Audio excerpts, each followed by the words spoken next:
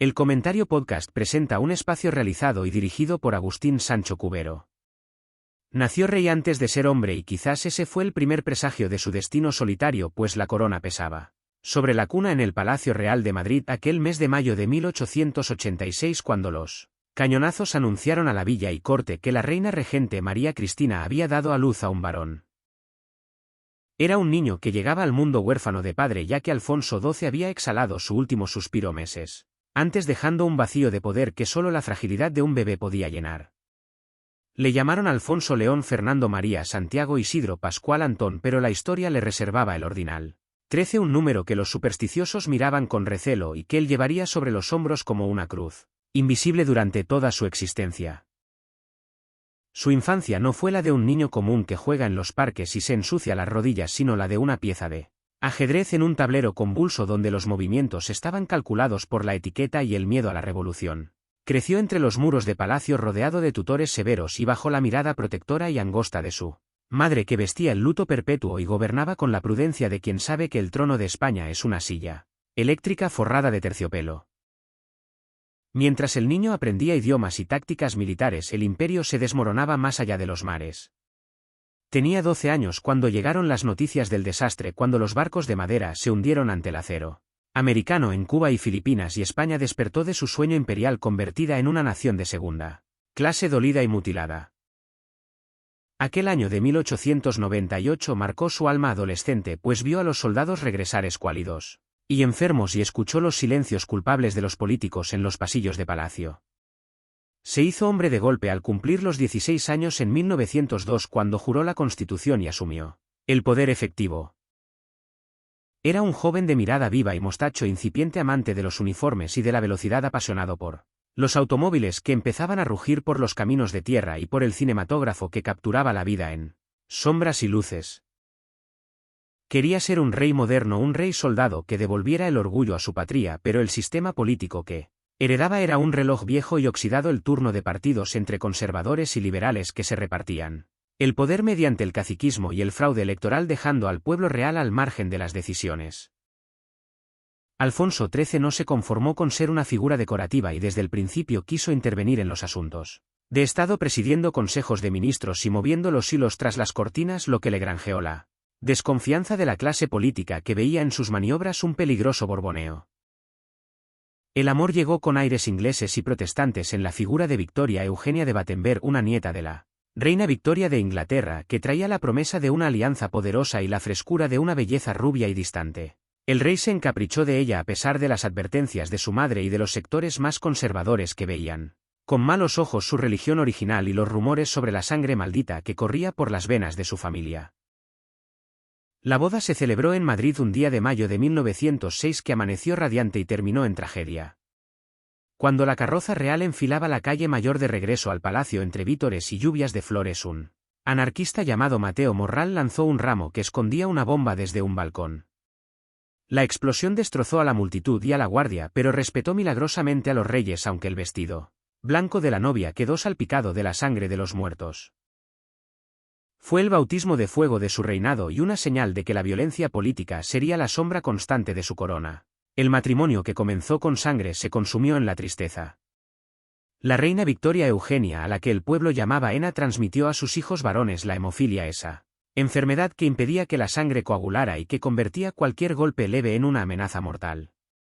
El primogénito Alfonso nació enfermo y luego el Benjamín Gonzalo. El rey no pudo perdonar a su esposa haber traído la enfermedad a la dinastía y se alejó de ella, refugiándose en aventuras amorosas efímeras y en la vida frívola de la aristocracia, mientras en el interior de palacio el silencio se hacía cada vez más espeso y los pasillos olían a medicina y a decepción. España era un caldero en ebullición. El anarquismo cobraba fuerza en las calles de Barcelona y el campo andaluz se moría de hambre. En el verano de 1909 estalló la Semana Trágica, una revuelta popular contra el envío de reservistas a la guerra de Marruecos, esa sangría constante que devoraba a los hijos de los pobres para defender unas minas y un prestigio colonial que ya no existía. Las iglesias ardieron y las barricadas se levantaron y la represión fue brutal, culminando con el fusilamiento del pedagogo Francisco Ferrer Guardia, que provocó una oleada de indignación internacional al grito de Maura no. El rey tuvo que cesar a su primer ministro Antonio Maura, pero la herida entre la monarquía y las clases populares se hizo más profunda. Luego vino la Gran Guerra que incendió Europa en 1914. Alfonso XIII mantuvo a España neutral, una decisión que salvó al país de la matanza y permitió un efímero auge económico, pues las fábricas españolas vendían a ambos bandos. El rey se convirtió en una figura humanitaria, organizando una oficina en el palacio para buscar a los desaparecidos y socorrer a los prisioneros de guerra, una labor que le valió el reconocimiento de las cancillerías europeas, pero que no sirvió para calmar las tensiones internas. En 1917 el sistema de la Restauración crujió por todas sus costuras con la triple crisis militar, política y social. Los militares formaron juntas de defensa desafiando al poder civil, los parlamentarios reclamaron una nueva constitución y los sindicatos convocaron una huelga general revolucionaria. El rey logró salvar el trono apoyándose en el ejército, pero a costa de hipotecar su futuro y de convertirse cada vez más en el rey de los cuarteles y menos en el rey de los ciudadanos. El fantasma de Marruecos volvió a aparecer con su guadaña en el verano de 1921. El general Silvestre, un amigo personal del rey, se lanzó a una ofensiva imprudente en el Rif y fue masacrado por las tropas de Abd el-Krim en lo que se conoció como el desastre de Anuel. Murieron más de 10.000 soldados españoles degollados bajo el sol africano, abandonados por la incompetencia de sus mandos y la corrupción del sistema de suministros. El país entero se estremeció de horror y rabia.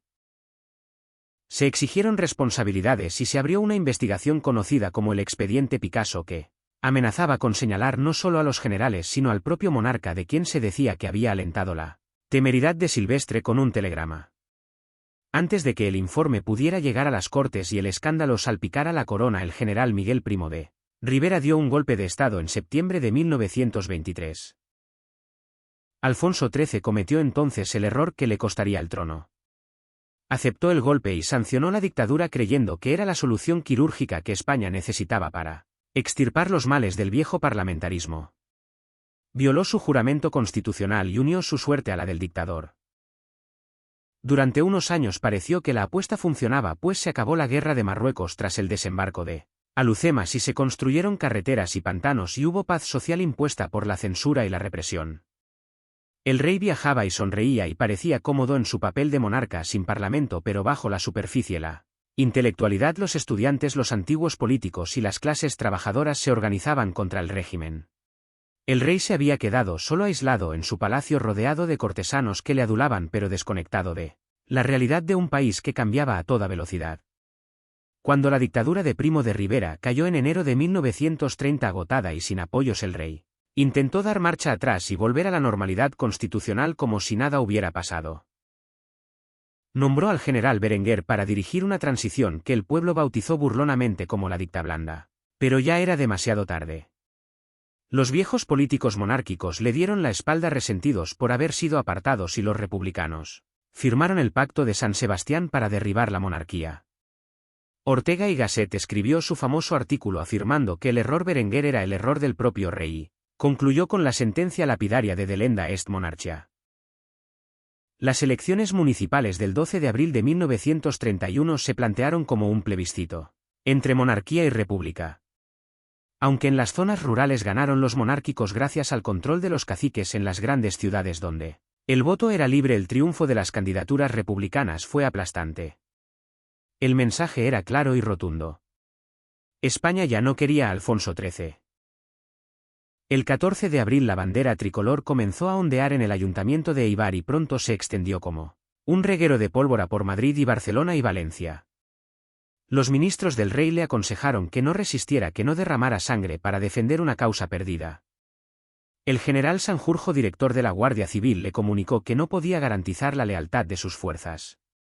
Aquella tarde del 14 de abril fue la más larga y amarga de su vida.